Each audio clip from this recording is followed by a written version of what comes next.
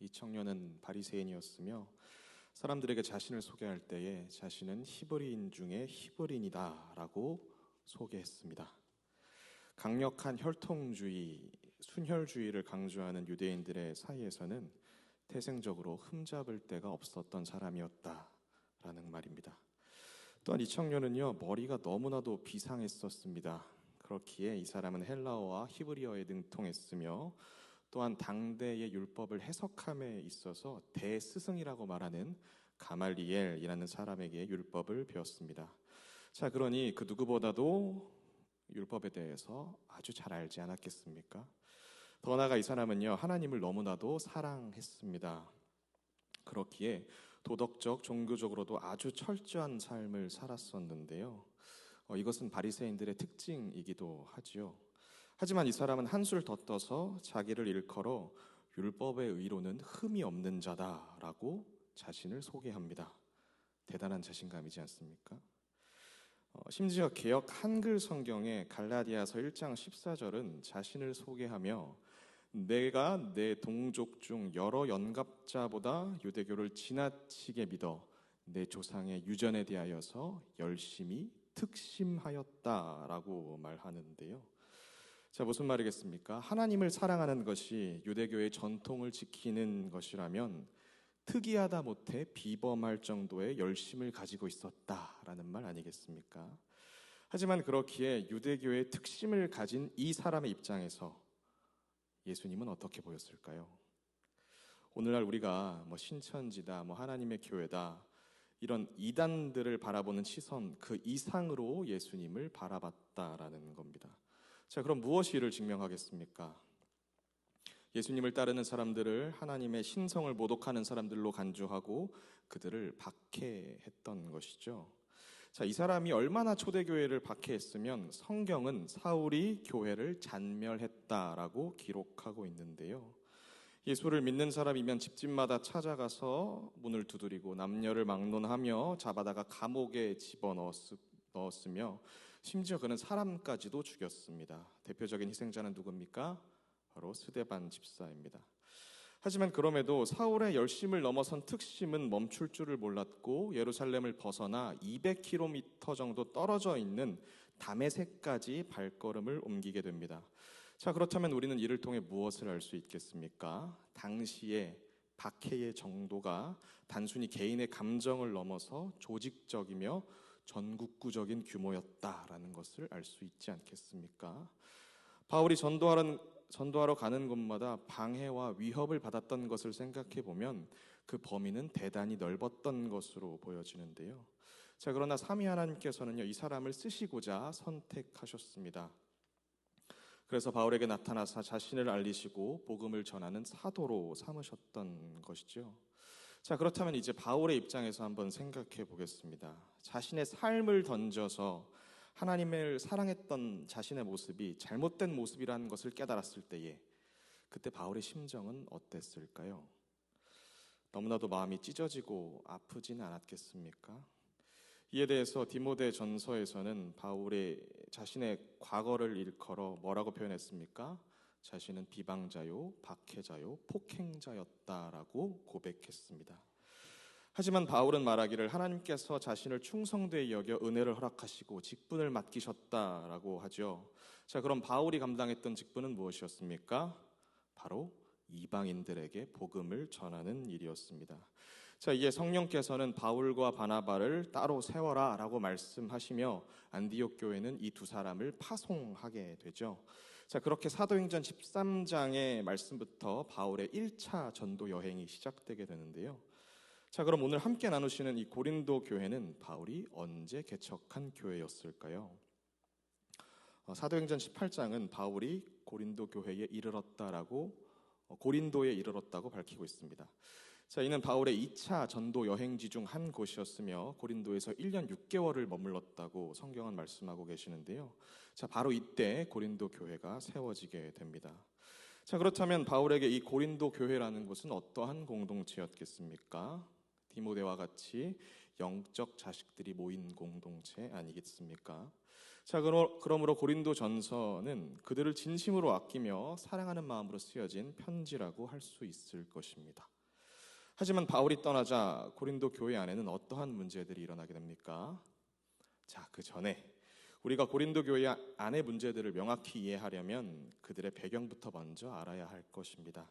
그래야 명확한 영적 진단을 할 수 있지 않겠습니까? 자, 첫 번째로 고린도는요, 항구 도시입니다. 다시 말해서 무역과 상업의 중심지였다라는 것이죠. 자, 우리나라에서 하루에 수천억 그 이상이 오가는 도시 어디겠습니까? 뭐니 해도 서울 아니겠습니까? 자, 더군다나 고린도는 항구 도시이기 때문에 여러 민족이 모여 사는 도시였으며 돈이 넘쳐나는 도시였고 부와 성공, 경쟁, 신분 상승의 욕구가 강했던 도시였다고 합니다. 심지어 고린도는 당시에 아테네보다도 더 크고 부유했다라고 하는데요. 자, 그렇기에 고린도 교회 안에서 어떤 모습이 있는 것을 볼 수 있었습니까? 고린도전서 1장에서부터 3장이 말하는 파벌의 문제가 드러나는 것을 볼 수 있었습니다. 자, 구체적으로 어떤 내용이었죠? 고린도 교회 성도들은 말하기를 나는 바울에게, 나는 아볼로에게, 나는 게바에게, 나는 그리스도에게 속했다라고 말하는 모습을 볼 수 있었습니다. 영적 리더들의 스타일과 카리스마에 따라서 팬덤이 생기는 현상을 바울은 꼬집었었는데요.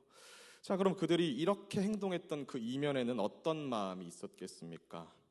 돈과 사회적 신분 상승의 욕구가 강했던 그 세상의 모습이 그들 가운데에 있으므로 어떤 영적인 리더를 따라야 더 인정받을 수 있겠는가라는 그 성공 문화가 그들의 기저에 깔려 있었던 것은 아니었겠습니까? 자, 두 번째로 고린도는 아프로디테 신전이 있었습니다. 성경은 이를 아데미라고 기록하는데요. 자, 이 여신은 사랑과 성의 여신이라고 알려져 있죠. 또한 바알과 아세라의 신학처럼 성전에 창기 문화가 있었다라고 고대의 기록들은 전하고 있습니다. 자, 또한 이 도시가 얼마나 방탕하고 문란했는지 사람들에게 고린도식으로 살다 내지는 당신은 고린도 사람처럼 사시네요 라는 말이 방탕하고 문란하게 사는 삶을 비유적으로 꼬집을 때 쓰는 말이기도 했다고 합니다. 자, 그러니 고린도 교회 안에는 어떤 일이 있었다고 합니까? 5장은 근친상간이 있었다는 것을 말하고 있습니다. 이에 바울은 뭐라고 꼬집었지요? 너희 중에 있다고 들리는 그 음행은 이방인들 중에서도 없는 것이다 라고 말합니다. 다시 말해서 고린도 교회 안에서 일어난 음행은 고린도에서 자행되는 음란함을 뛰어넘는 사건이었다라는 말이 될 것입니다. 자, 심지어 6장은 고린도 교회 안에서 어떤 일이 있었다라고 말하고 있습니까? 성도들끼리 다툼이 생겼는데 이를 세상 법정에 가져감으로 세상 앞에서 십자가의 길을 걸어간다는 사람들의 민낯을 보여주게 되었습니다. 자, 그래서 저번 주에 들으신 바와 같이 바울은 뭐라고 권면을 했습니까? 모든 것이 가하나 다 유익한 것이 아니요, 모든 것이 내게 가하나 내가 아무에게든지 얽매이지 않겠다라고 말했습니다. 자, 이 말은 무슨 말입니까? 당시 사람들의 세계관에 녹아 있었던 영혼은 선하며 육신은 악하다라는 이 플라톤의 이원론을 가지고 고린도 교회 자신은 우리는 은혜 아래 있으니 무엇을 해도 자유하다라고 생각했던 것입니다. 반대로 몸은 중요하지 않으며 먹는 것이나 성적인 문제에 대해서는 마음만 깨끗하면 된다라는 식으로 성도들을 자유하게 만든 복음을 착각했다라는 것인데요.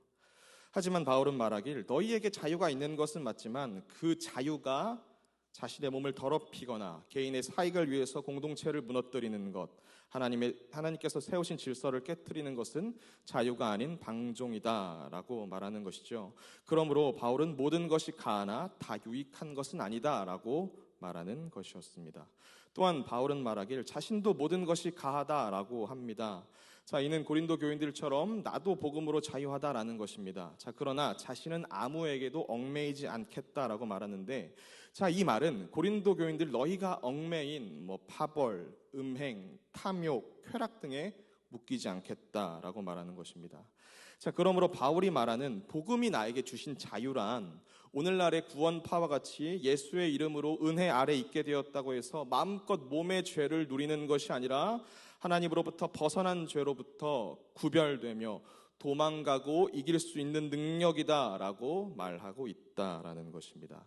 자, 그러니 고린도전서 6장 19절에서 20절은 어떻게 말하고 계시는 것이겠습니까? 저희 시간 앞을 보시며 함께 읽어보시겠습니다. 읽습니다.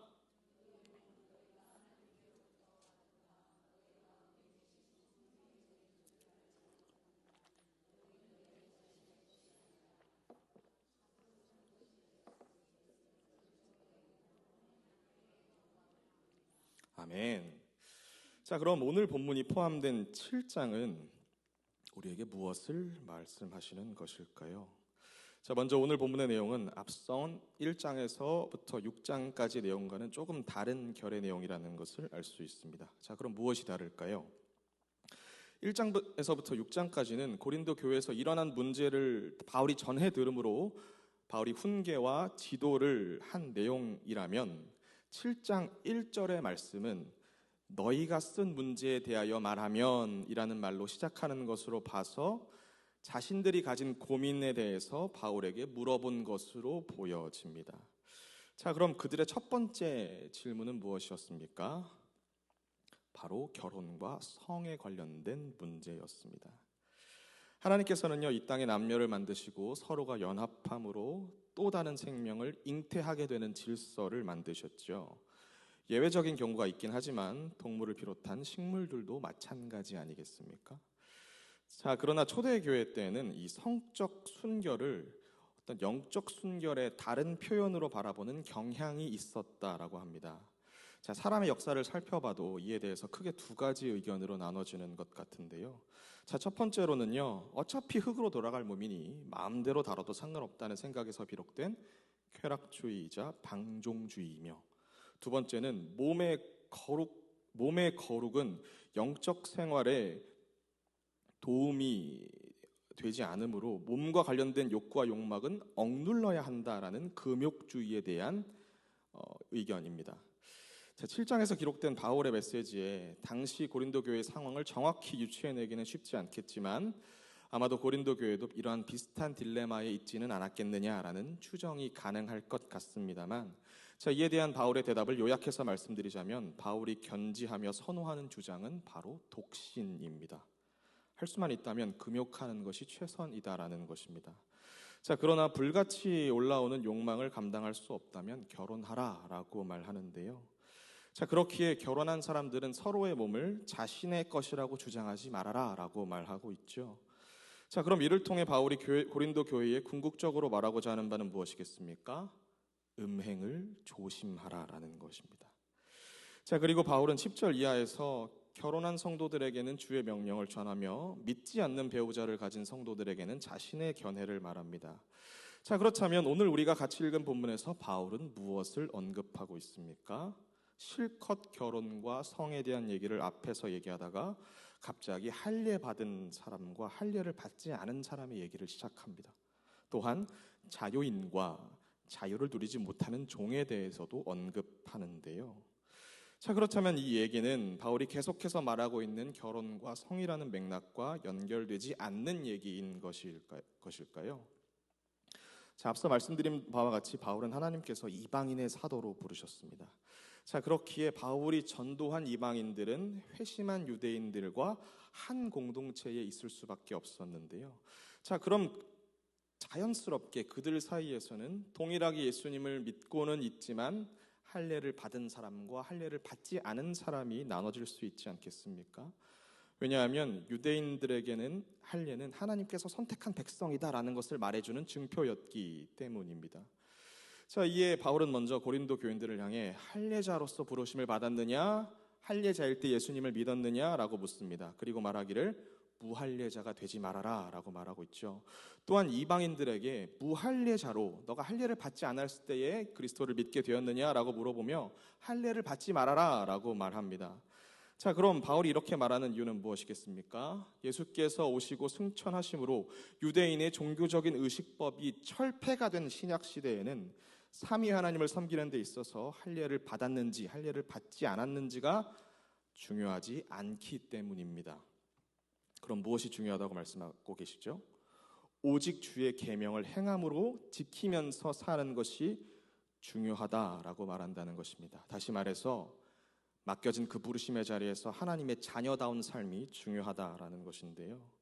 자, 그럼 이제 바울이 21절 이하에서 언급한 신분의 문제로 한번 넘어가 보겠습니다. 자, 고린도 교회 안에는요, 자유인이라고 말하는 지배 계급층과 노예, 종이라고 말하는 피지배 계급층이 함께 공존했었습니다. 자, 어제로 종강한 그 에스라 성경대학에서는 우리 한국 교회사에 대해서 들었었는데요. 자, 이와 비슷한 맥락으로 우리나라 교회사 안에는 어떤 일이 기록되어져 있었습니까? 양반이라고 말하는 사람과 상놈이라고 말하는 사람들이 예수의 이름 아래에서 같이 예배를 드렸던 적이 있었습니다. 자, 그럼 그때 당시 우리나라의 교회 분위기는 어땠을까요? 아무리 신앙인이라고 해도 양반이라는 사람들이 그것을 쉽게 용납할 수가 있었겠습니까? 어디 산것들이 우리와 겸상을 해 라는 마인드가 그들 가운데 있지 않았겠느냐라는 것입니다. 자, 그럼 반대로 상놈이라고 말하는 사람들의 마음은 어땠겠습니까?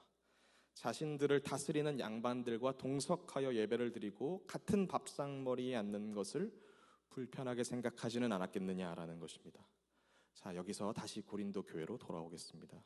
고린도 교회 안에서도 자유인의 신분과 종이라고 말하는 신분을 가진 사람들이 있었으니 과거 우리나라 교회의 모습과 크게 다르지 않았을 것이라고 생각합니다.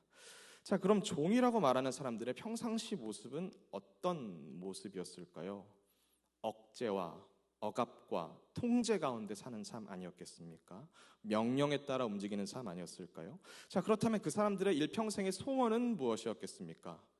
종이라는 신분에서 벗어나 자유함을 누리는 것 아니었을까요? 하지만 바울은 그들에게 21절 이하의 말씀을 전하고 있다라는 것인데요. 자, 우리 오늘 본문 21절부터 24절까지 앞을 보시며 같이 읽어보시겠습니다. 읽습니다. 내가 종으로 있을 때에 부르심을 받았느냐? 염려하지 말라. 그러나 내가 자유롭게 될 수 있거든 그것을 이용하라. 주 안에서 부르심을 받은 자는 종이라도 주께 속한 자유인이요 또 그와 같이 자유인으로 있을 때에 부르심을 받은 자는 그리스도의 종이니라.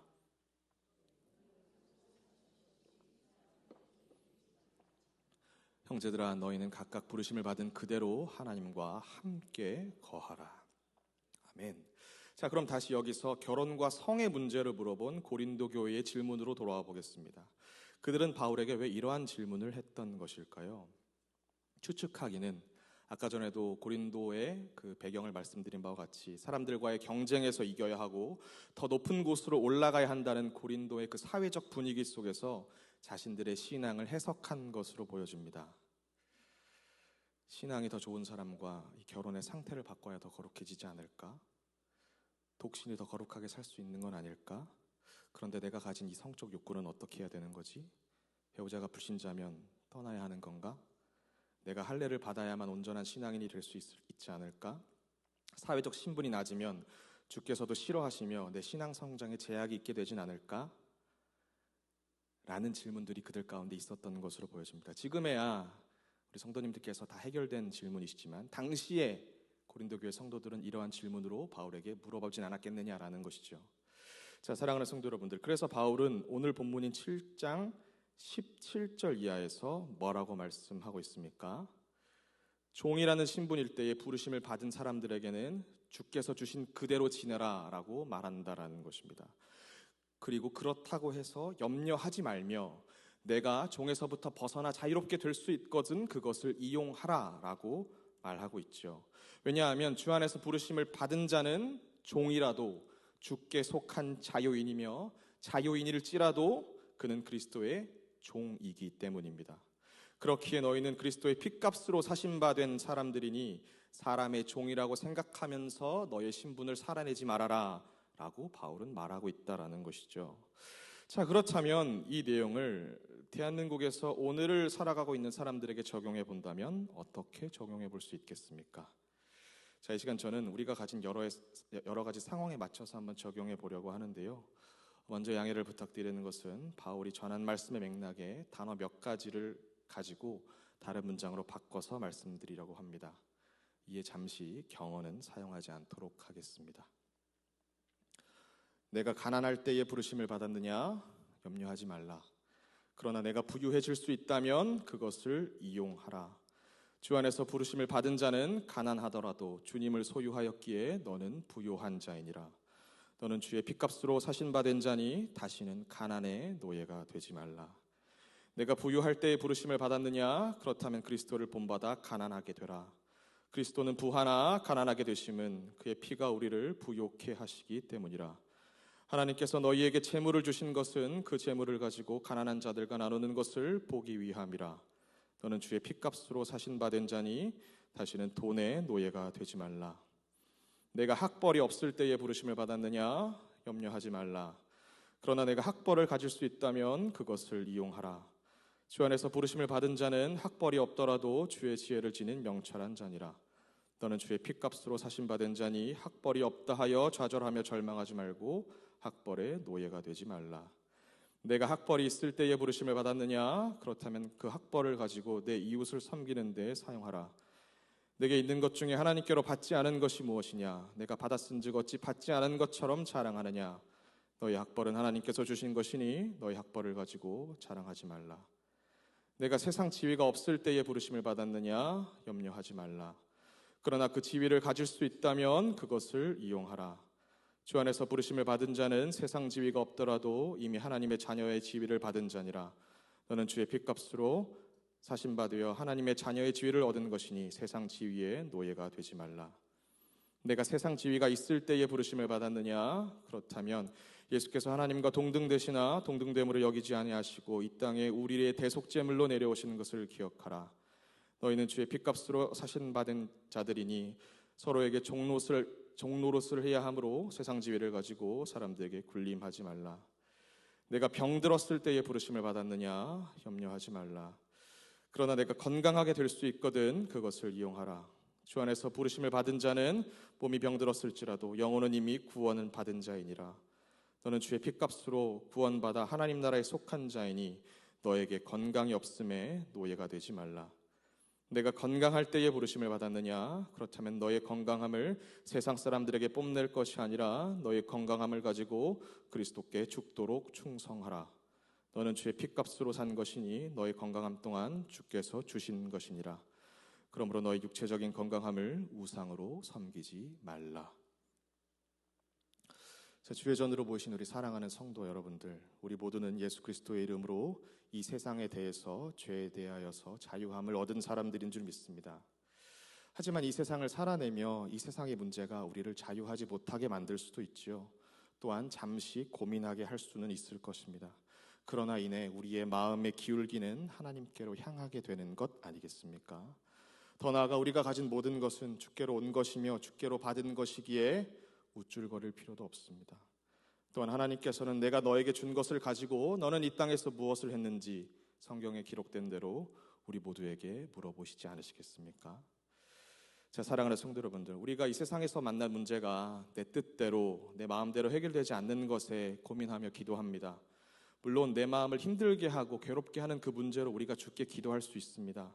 그러나 바라기는 주께서 나에게 허락하신 그 예수의 이름이 내 뜻과 내 욕심을 관철시켜 달라고만 구하는 수단이 아니라 나의 상황 가운데 나를 향한 하나님의 마음이 어디 있는지를 발견하게 해달라고 기도하시며 그 문제를 통하여서 내가 어떤 모습으로 주께 나오기를 기대하시는지 여쭤보고 주께서 주신 그 문제를 통해 나의 삶이 나의 삶으로 어떤 모습을 받기 원하시는지를 아뢰는, 우리를 지으신 그대로 회복시키시고자 하시는 하나님의 뜻을 발견하실 수 있는 모든 성도님들이 되실 수 있으시기를 주님의 이름으로 축복합니다. 아멘. 시간 같이 찬송가 313장 먼저 함께 찬양하시겠습니다.